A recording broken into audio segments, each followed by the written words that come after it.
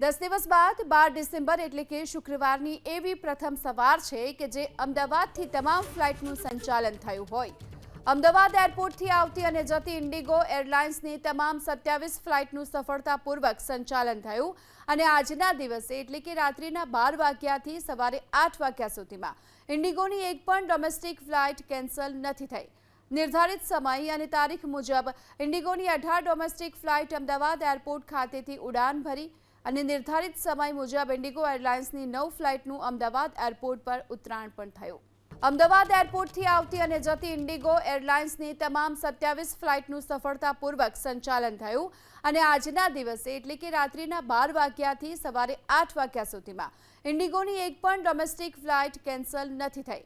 निर्धारित समय और तारीख मुजब इंडिगोनी 18 डोमेस्टिक फ्लाइट अमदावाद एरपोर्ट खातेथी उड़ान भरी और निर्धारित समय मुजब इंडिगो एरलाइन्सनी 9 फ्लाइटનું अमदावाद एरपोर्ट पर उतराण पण थयुं।